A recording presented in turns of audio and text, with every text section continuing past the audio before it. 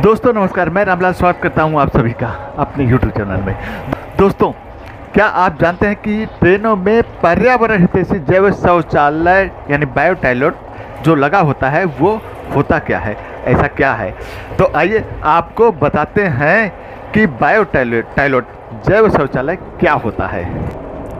तो दोस्तों, क्या आपने कभी सोचा है कि ट्रेन के टॉयलेट का गंदा पानी आखिर ज़्यादा कहाँ है?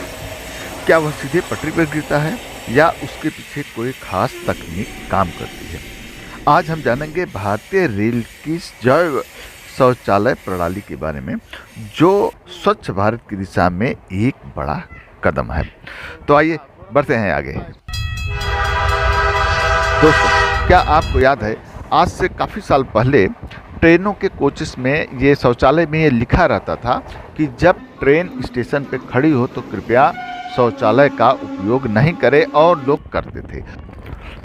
होता ये था दोस्तों कि पुरानी कोचों में, जो ट्रेन की कोचें हैं, उसमें नीचे टैंक नहीं होता था, और जब लोग शौचालय का उपयोग करते थे तो मल जो है कि सीधे पटरियों पे गिरता था, या जब हम फ्लैश करते थे तो सीधे पटरियों पे गिर जाता था। इससे स्टेशन में काफ़ी गंदगी फैल जाती थी, बदबू फैल जाती थी। जैसा कि आपको याद होगा, अगर वो क्षण उस समय आप यात्रा किए होंगे तो आपको ज़रूर याद होगा वो चीज़ें, कि स्टेशन में जहाँ देखो वहीं गंदगी फैली रहती थी पटरियों पे, और फिर पूरी यात्रा के दौरान भी आप रेल पटरियों पे गंदगी पाते थे। इससे जो होता था कि चारों तरफ बदबू ही बदबू आया करती थी, और इससे स्वास्थ्यगत समस्याएं उत्पन्न हो जाती थी, और ये एक गंभीर समस्या की तरह खड़ी हो गई थी। तो बाद में रेलवे ने दोस्तों क्या किया कि ट्रेनों के शौचालय में, टॉयलेट में नीचे एक टैंक लगाना शुरू किया। वो टैंक रेलवे क्या करती थी, जब अपने गंतव्य पे ट्रेन पहुंच जाती थी तब उसे साफ करती थी। कभी कभी तो दोस्तों ऐसा भी होता था कि वो जो टैंक है वो भर जाया करता था। तो फिलहाल रेलवे ने फिर उसके बाद में एक नया निर्णय लिया, और जिससे कि बायो टॉयलेट का निर्णय लिया लगाने के लिए, DRDO से संबंधित रिसर्च के बाद में। तो आइए अब उस पे चर्चा करते हैं आपसे। तो दोस्तों आइए अब बात करते हैं ट्रेनों में जैव शौचालय यानी कि बायो टॉयलेट के लगाने की शुरुआत कब से हुई। दोस्तों, भारतीय रेलवे ने वर्ष 2011 में DRDO की मदद से एक परीक्षण शुरू किया जैव शौचालय को ट्रेनों में लगाने का। लगभग 1 से 2 साल तक परीक्षण चलने के बाद में रेलवे ने 2014 से इसे बड़े स्तर पर सभी ट्रेनों को कोचों में लगाना शुरू कर दिया।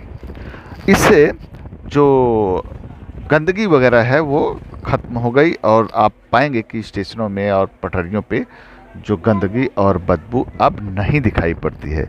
तो आइए अब इसके आगे की बात करें। तो दोस्तों आइए अब जैव शौचालय यानी कि बायो टॉयलेट काम कैसे करता है उस पर बात करते हैं। दोस्तों, ट्रेनों के नीचे एक विशेष टैंक लगाया जाता है जिसे बायो डिजास्टर टैंक कहते हैं। जब यात्री टॉयलेट का उपयोग करता है तो मल सीधे पटरियों पे न गिर करके इस टैंक में जमा हो जाता है, और टैंक के अंदर एक विशेष प्रकार के एनारोबिक बैक्टीरिया मौजूद होते हैं जो बिना ऑक्सीजन के काम करते हैं। दोस्तों, जब टॉयलेट इस्तेमाल होता है तो उसका जो मल है टैंक में जाता है।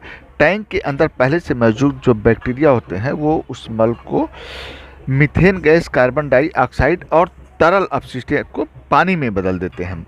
गैस जो होती है वह पाइपलाइन से बाहर निकल जाती है। जो मीथेन गैस होती है वह पर्यावरण में घुल मिल जाती है, वो पर्यावरण के लिए नुकसानदेह नहीं होता है।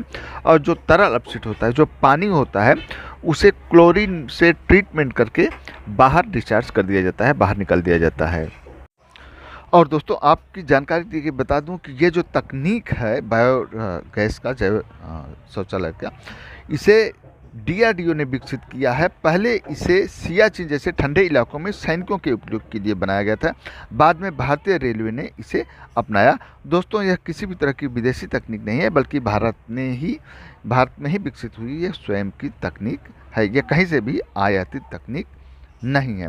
इसके साथ ही दोस्तों 2016 से रेलवे ने युद्ध स्तर पर अपने कोचेस में बायो टॉयलेट लगाना शुरू किया और धीरे धीरे सभी आईसीएफ और एलएचबी कोच में लगाना शुरू कर दिया था।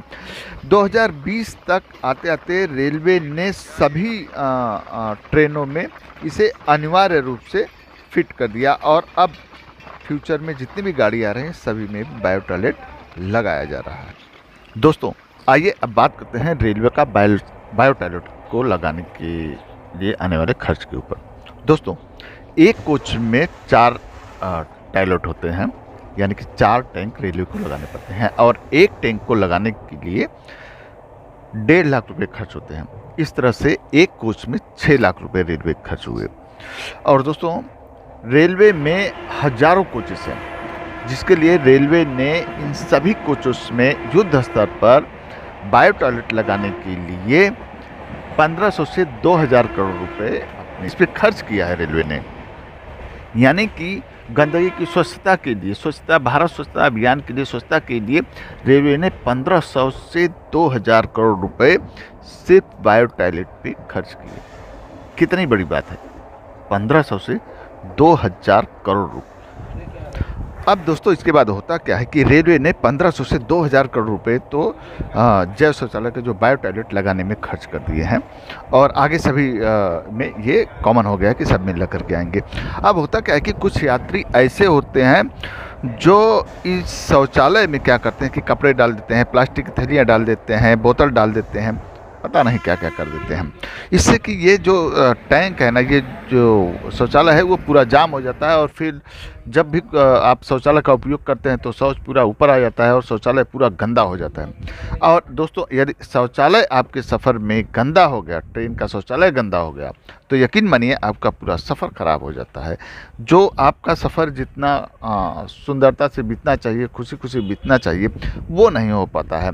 और हम रेलवे से शिकायत करते हैं कि देखो रेलवे साफ़ सफाई नहीं कर रहा है। तो हम यात्रियों का भी ये कर्तव्य बनता है, ये फ़र्ज़ बनता है कि हम अपने शौचालय को, रेलवे का जो शौचालय है उसे ठीक तरह से सफाई करके रखें। उसमें बोतलें, डस्टबिन, जो बोतलें वगैरह है वो डस्टबिन में डालिए, उसमें कोई कपड़े, थैली या प्लास्टिक की बोतलें वगैरह नहीं डालिए। हालांकि ये प्रॉब्लम बहुत ज़्यादा जनरल क्लास में आती है, तो वहाँ के लोगों को, यात्रियों से भी मेरा ये निवेदन है, जो हमारे दोस्त सुन रहे हैं, कि प्लीज़ आप अपने शौचालय का ठीक से उपयोग करें, उसमें प्लास्टिक की थैलियाँ, बोतलें, कपड़े वगैरह नहीं डालें। ऐसा नहीं करें और ऐसा करने से आपके सफ़र का आनंद जो है कि ख़राब हो जाता है। तो दोस्तों ये है यानी 11031 पनवेल अलीपुरद्वार अमृत भारत एक्सप्रेस का ये कोच है और इसी में से हम आपको ये वीडियो बना करके दिखाए हैं।